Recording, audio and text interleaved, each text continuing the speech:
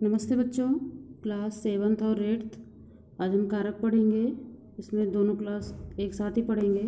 ये 7th class की book है। चैप्टर है आपका 8, जिसमें हमने लिंग पढ़ लिया, वचन पढ़ लिया, और आज हम कारक पढ़ेंगे।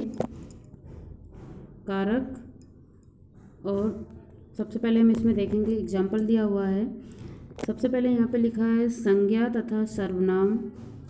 संज्ञा तथा सर्वनाम के जिस रूप से उसका सीधा संबंध क्रिया के साथ होता है उसे कारक कहते हैं। ठीक है, कारक किसे कहते हैं? इन्होंने बताया संज्ञा तथा सर्वनाम के जिस रूप से उसका सीधा संबंध क्रिया के साथ ज्ञात होता है उसे कारक कहते हैं। अर्थात संज्ञा और सर्वनाम का क्रिया के साथ जिस शब्द के द्वारा परिचय करवाया जाता है या उसका संबंध करवाया जाता है वही शब्द क्या कहलाता है? कारक कहलाता है। जैसे आपका प्रत्येक कारक का एक चिन्ह होता है, ठीक है, जिसे विभक्ति या परसर्ग कहते हैं। कारक संज्ञा तथा सर्वनाम को क्रिया के साथ किसी न किसी रूप में अवश्य जोड़ता है। अर्थात जो कारक शब्द होता है, कारक चिन्ह होता है, उसे हम विभक्ति या फिर परसर्ग कहते हैं। वो कोई ना कोई एक वर्ड होता है जो कि संज्ञा तथा सर्वनाम को क्रिया के साथ जोड़ने का काम करता है, वही क्या कहलाता है? कारक कहलाता है। और इन्होंने बताया जैसे अभय ने चाकू से सेब काटा। ठीक है, अब यहाँ पे जो ब्लैक है आपका वर्ड, जैसे है यहाँ पे आपका ने और फिर से। ठीक है, अब यहाँ पे अभय और चाकू, ये क्या है? अभय, चाकू, सेब, ये सब क्या है? ये सब संज्ञा है। ठीक है, अब इनको काटने, अर्थात जो काटना है वो क्या है? आपकी क्रिया है। तो इन सब से जोड़ने का काम कौन कर रहा है? से और ने। तो यही क्या कहलाता है? आपका कारक कहलाता है। तो यहाँ पे यही इसकी डेफिनेशन थी। जैसे यहाँ पे नीचे दिया गया है, संज्ञा सर्वनाम के जिस रूप से क्रिया तथा वाक्य के अन्य शब्दों के साथ संबंध ज्ञात हो उसे कारक कहते हैं। अर्थात संज्ञा हो या फिर सर्वनाम हो, इसके बाद वाक्य में और जो भी हो उसके जिस रूप का अन्य शब्दों के साथ संबंध ज्ञात होता है, अर्थात संज्ञा सर्वनाम को कोई भी ऐसा वर्ड हो जो उसके संबंध को क्रिया से जोड़ता है, वही शब्द क्या कहलाता है? कारक कहलाता है। जैसे अभी यहाँ पे देख रहे थे आप, अभय ने चाकू से सेब काटा। तो यहाँ पे अभय, चाकू, सेब, ये सब क्या थे? ये सब संज्ञा थे, और काटना क्या थी? क्रिया थी। इन सब से जोड़ने का काम या फिर इनसे संबंध बनाने का काम कौन कर रहा था? ने और से। तो यही शब्द क्या कहलाता है? आपका कारक कहलाता है। ठीक है, इसके बाद जैसे यहाँ पे दिया था एक लाइन में, इस वाक्य में ने से कारक है तथा है जो अभय, चाकू तथा सेब जो कि संज्ञा है का संबंध काटा क्रिया से जोड़ रहा है। ठीक है, वही चीज़ है कि ये दोनों क्या थे? आपके कारक थे। कारक चिन्ह, यहाँ पे इन्होंने बताया कि कारक जो होता है एक चिन्ह होता है जिसे विभक्ति या फिर परसर्ग कहते हैं। ठीक है, इसी का नाम विभक्ति या परसर्ग भी होता है, जिसके बारे में आगे पढ़ेंगे। इसके बाद फिर है आपका कारक के भेद। ठीक है, हिंदी में कारक के निम्नलिखित 8 भेद होते हैं। ठीक है, पहला है आपका कर्ता कारक, दूसरा कर्म कारक, तीसरा करण कारक, चौथा संप्रदान, पांचवा अपादान, छठवां संबंध कारक, सातवां अधिकरण और आठवां संबोधन। ठीक है, तो हिंदी में कितने प्रकार के कारक होते हैं? 8 प्रकार के। ठीक है, इसके आगे हम पढ़ेंगे। अब देखेंगे यहाँ पे जितने भी हमारे कारक होते हैं उन सब के अलग अलग चिन्ह होते हैं। ठीक है, वो अलग अलग चिन्हों के द्वारा पहचाने जाते हैं। जैसे यहाँ पे इन्होंने दिया कर्ता कारक। कर्ता कारक का कारक चिन्ह क्या है? ने है। और चिन्ह परसर्ग, यहाँ पे जो भी शब्द में यूज होता है वो ने होता है, लेकिन हम किस किस रूप में उसको प्रयोग करते हैं? किसने, कौन, किससे, ऐसे करके हम उसको प्रयोग करते हैं वाक्य में। इसके बाद फिर दूसरा है आपका कर्म कारक। इसका कारक चिन्ह क्या है? को। और ये जैसे किन शब्दों के द्वारा होता है? कहीं कहीं को भी आता है, कहीं कहीं कहाँ, किसको, क्या, ऐसे करके क्वेश्चन किया जाता है। ठीक है, इसके बाद फिर करण कारक।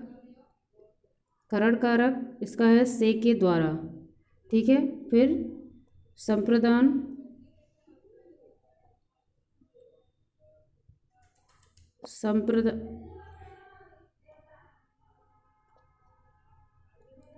संप्रदान, संप्रदान है को के लिए, ठीक है, किसको, किसके लिए, किसके हेतु, ऐसे करके शब्द आता है, ठीक है। इसका एक कारक चिन्ह है, अर्थात शब्द जब भी वाक्य में प्रयोग होता है तो इसमें को आएगा या फिर के लिए आएगा या हेतु आएगा, ऐसे करके कोई ना कोई चिन्ह उस पर होगा। इसके बाद फिर नेक्स्ट है आपका अपादान।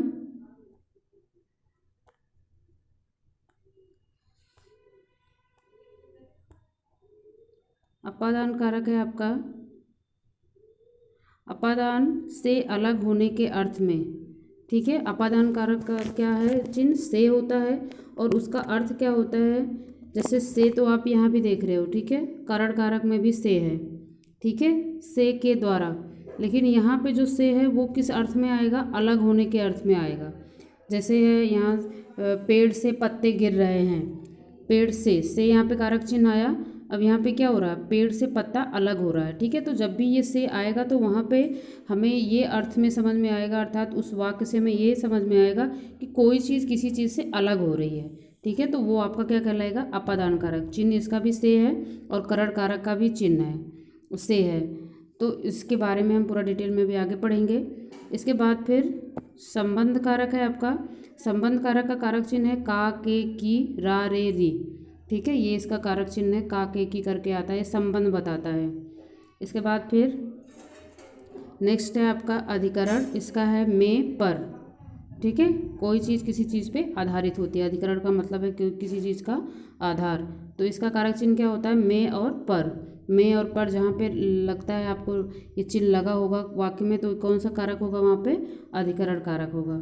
इसके बाद फिर संबोधन, हे, अरे, ओ, ठीक है। संबोधन अर्थात किसी को संबोधित करना, ये इसका कारक चिन्ह क्या है, हे, अरे, ओ। इसके बाद फिर अब हम इस जितने भी हमारे कारक थे, 8 कारक हैं, उनको हम डिटेल में पढ़ेंगे कि कितने कारक है हमारे हुए हैं। पहला है इसमें, पहला है आपका कर्ता कारक, ठीक है। सबसे पहले जैसे आप यहाँ पे देख रहे थे, कर्ता कारक है आपका सबसे पहला कारक, और अब उसके बारे में हम डिटेल में पढ़ेंगे। यहाँ पे दिया है कर्ता का अर्थ होता है करने वाला, ठीक है। कर्ता का अर्थ क्या होता है, करने वाला, अर्थात वाक्य जो होता है उसमें जो कार्य को करता है उसी को हम क्या कहते हैं, कर्ता। जो कार्य को करने वाला होता है उसी को हम क्या कहते हैं, कर्ता, ठीक है। तो यहाँ पे देखो एक एग्जाम्पल दिया गया है, गीता फोगाट ने स्वर्ण पदक जीतकर भारत का सम्मान बढ़ाया, ठीक है। अब इसके बाद हम देखेंगे इसमें क्या इसके बारे में समझाया है। उपर्युक्त वाक्य में सम्मान बढ़ाने वाली गीता फोगाट हैं, अतः कर्ता वही हैं और इसका ज्ञान करा रहे हैं। ने परसर्ग, कर्ता कारक का परसर्ग ने होता है, परसर्ग मतलब वही कारक चिन्ह, ठीक है, जैसे आप यहाँ पे देखे थे। तो यहाँ पे इन्होंने बताया कि इस वाक्य में, ठीक है, सम्मान बढ़ाने का कार्य कौन कर रहा है, गीता फोगाट, इसीलिए वो क्या है, कर्ता है। वो आपको बताया गया था कि जो भी काम को करने वाला होता है उसी को हम क्या कहते हैं, कर्ता कहते हैं, ठीक है। और इसका कर्ता कारक का परसर्ग चिन्ह क्या है, अर्थात इसका कारक चिन्ह क्या है, ने है, क्योंकि यहाँ पे आप देख रहे हो गीता फोगाट ने, तो जहाँ भी कर्ता के बाद तुरंत ने लगा होता है तो इसका मतलब क्या है, ये कर्ता कारक है। यहाँ पे ने जहाँ भी आपका कारक मतलब कारक चिन्ह वाक्य में आता है तो वहाँ पे कर्ता कारक होता है।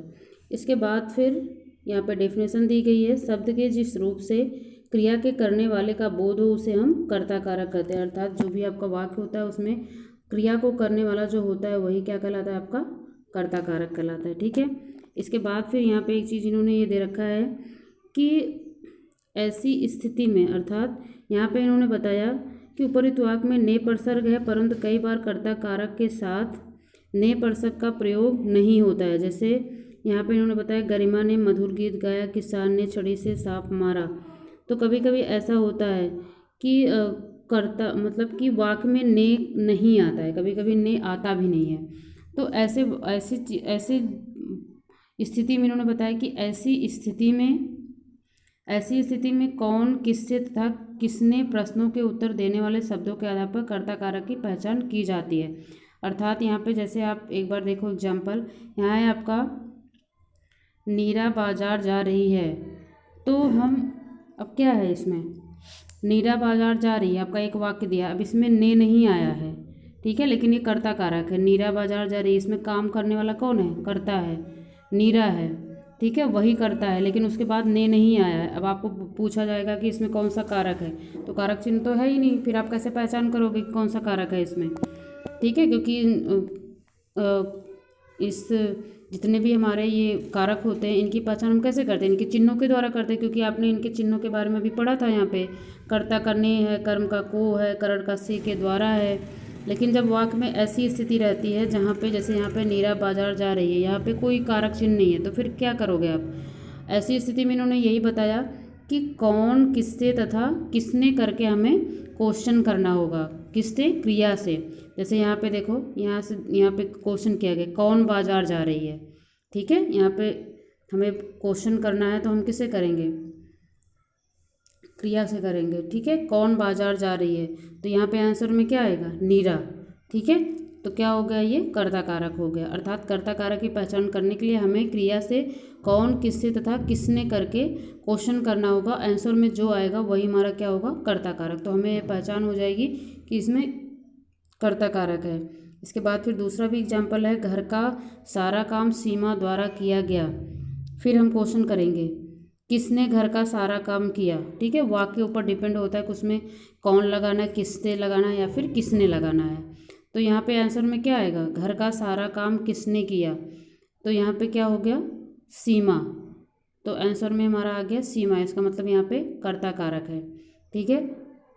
इसके बाद लास्ट में इन्होंने इसी चीज़ को समझाया है कि उपरोक्त वाक्यों में नीरा और सीमा द्वारा किए गए, सीमा द्वारा क्रियाएं संपन्न हो रही है, अतः यहाँ पे कर्ता कारक है। अर्थात आप अभी पढ़े थे कि कर्ता कारक कौन होता है? जो कार्य को करता है, तो कार्य को करने वाला ही कर्ता कारक कहलाता है। आपने पूरा उदाहरण देखा तो इसमें कार्य को कौन संपन्न कर रहा था, कौन उसको पूरा कर रहा था?